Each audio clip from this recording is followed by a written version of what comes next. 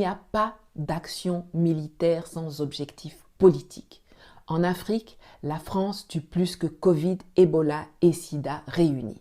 La présence de l'armée française sur le sol africain n'est pas légitime. C'est une armée d'occupation qui n'a qu'une seule mission. Elle est le moyen que met en place la France pour assouvir son objectif politique qui est de consolider la colonisation française en Afrique dite francophone. L'armée française est un cancer qui se métastase à une vitesse extraordinaire chez nous.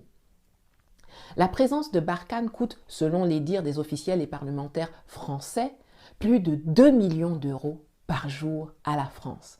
Ça fait 1,311 milliard de francs CFA par jour. Par jour. Vous croyez que la France dépense 900 millions d'euros, soit près de 600 milliards de francs par an pour les beaux yeux des Africains parce qu'ils nous aiment?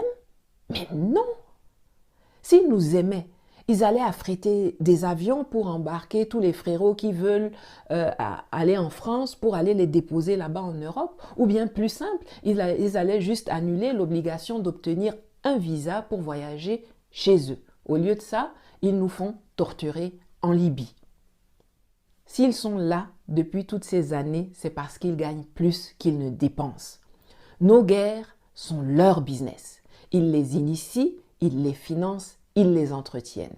Ils nous pillent, ils nous exploitent, ils nous martyrisent et ils nous assassinent. Ce sont nos ennemis, au même titre que les djihadistes qu'ils prétendent nous aider à combattre. Chaque soldat français qui tombe en Afrique, c'est un ennemi qui tombe.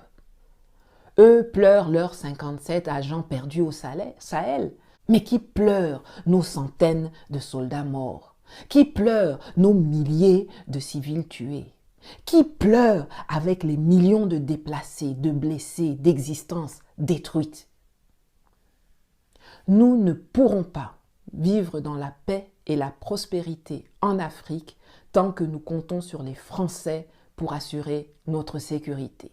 Tant que nous envoyons